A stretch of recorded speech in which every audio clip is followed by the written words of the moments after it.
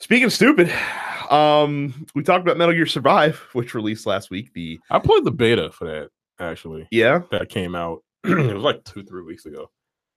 It's a horde mode game, right? Well, that's exactly what it is. And talking to Johnny about it. And Johnny, I was talking to Johnny. He's like, no, he didn't. Oh, I was about to say, what the fuck are you doing, Johnny? No. And we talked about what the main boss of the game was, and it's like some giant. I don't even remember what it was, like a zombified squid monster or something. I don't even remember, but I'm like, oh, so they're just confirming it is Metal Gear in name only, and nothing. Yeah, there's nothing Metal Gear about the game. Well, from what I played, it just looks like Metal Gear 5.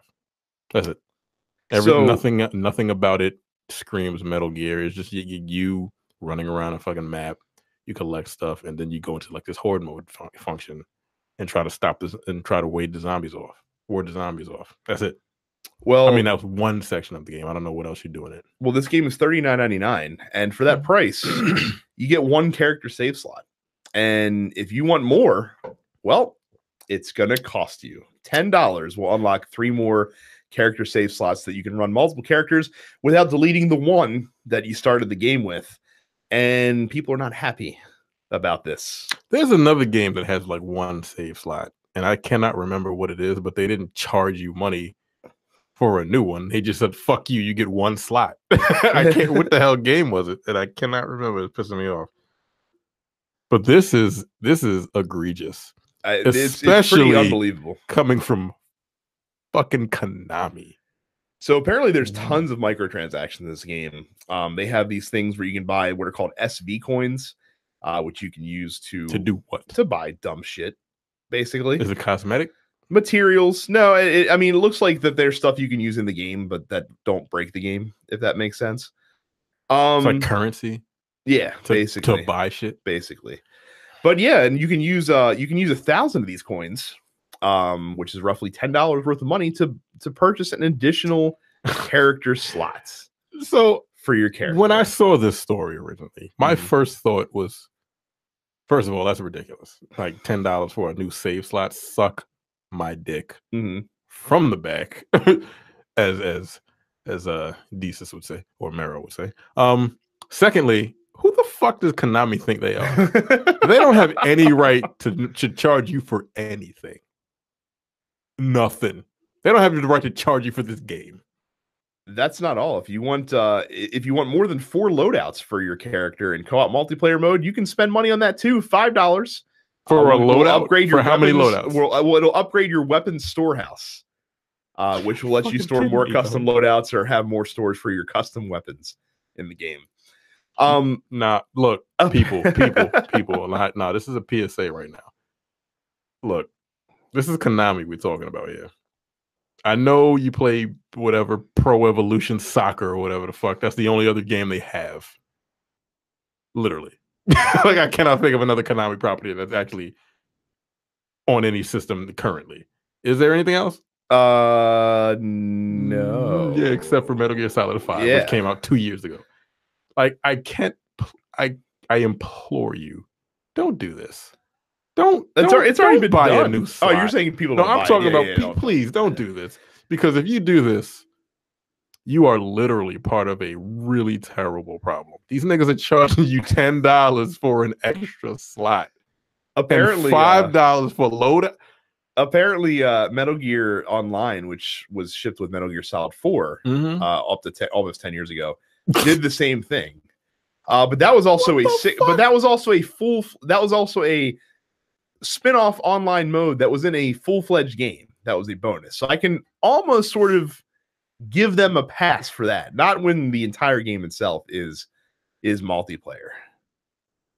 It's just fucking greedy, man. Like that's so shitty. Do they think people are that just stupid? That they're gonna pay $10 like what for an extra save slot? What is their rationale behind that? I wonder. I don't know. Is this Sony?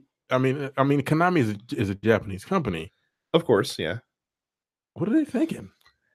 I don't know. Like what kind of fucking, like, I know Capcom charges, like Capcom does the same shit, but they don't charge that kind of money. Well, no. So Capcom does like charge characters, ridiculous amounts of money for content, like in Street Fighter V. But that content is, and you know what? I guess the content here is optional as well. You're not. It's all optional. Supposedly entitled to having more than one character. Yeah. Why would, like, technically, like, there's 4 save slots for fucking Monster Hunter. I'm like, I ain't making enough fucking character. Like, I can just like rearrange the character I have. I'm not spending right, but I'm saying you have 4, but the option's there if you want. Yeah, if you want to start another character, you're perfectly fine in not having to delete the character you've created to start a new one. Now we're talking about this without having a familiar understanding of how Metal Gear Solid or how Metal Gear Online works, or Metal Gear Survive, whatever fucking game. We don't know how it works, so we don't know, like, is the differences between characters just cosmetic? Is it different, like, class abilities, that kind of stuff? So I don't know that information. It just seems really fucking dumb for a company that's been taking so many slings and arrows over the past couple years in the PR department for them to sit there and someone not stop them and say, hey, maybe this isn't a great idea that we it's like, hey, this. Look at EA. Right. Well, I mean, the plans for this were probably well before Battlefront, but I'm just saying, like, if you're already a company that's being shit on, and you're just like, we're gonna give these guys one character slot in this online game that we've made, and we're gonna charge them $10 to unlock more. But you said, look, I'm sure the idea was before Battlefront, but like, would pivot on it and like, look at what happened with Battlefront, and you're like, why would we do this? And you know what's funny? Why would we charge people $10? You know what's funny too? Konami is stubborn enough. Like, this is the company that literally removed Hideo Kojima's name from fucking Metal Gear 5 before release. Shit. They're stubborn enough that they're probably not even gonna fucking cave on this. They're probably just gonna be like, nope, this is gonna be the way it is. We don't care. Like, well, nope, we're not gonna make any money. People hate us anyway, so fuck y'all. And then there are some people that'll buy it. And yeah, I can't imagine if you buy $10 fucking save slot, you're an idiot. I mean, if you're a huge MGS, no, I'm not calling it that. If you're a huge Metal Gear Survive fan, then I guess maybe you'd be okay with it. Yo, this game, it doesn't just look bizarre. It doesn't look good. Like, I played it. It's fucking weird. Like, it's basically the Metal Gear Solid controls. Yeah, that's your first mistake right there. Like, that control scheme is not conducive to fun online, incredibly convoluted online shooter play. No, it isn't. I played Metal Gear Online. I know. It's not conducive to fun. Not at all. In multiplayer at all. So you have that control scheme, and then you have a horde mode, which other games have done far better. And now they're gonna make you pay 10. Well, first of all, I don't even know why you would need another slot. Yeah, let's also talk about the fact that they're super late to the horde mode party. Yeah, what Gears 2? Like, Gears 2 came out 10 years ago. 10 years too fucking late. Yeah, like Konami, just fold. Also, just keep making pachinko machines. Gears 2 came out 10 years ago. Jesus. Shit. Yeah, the first one came out in 2006. Yeah, the second one was 2008. Yeah, god damn. I feel old as shit now. All right. Lord. Yeah, I was 26. I was not 26. You're watching the Dense Pixels YouTube channel. Click the subscribe button while you're here, and make sure you check out our weekly podcast where we discuss the latest gaming news and our impressions on what games we've been playing.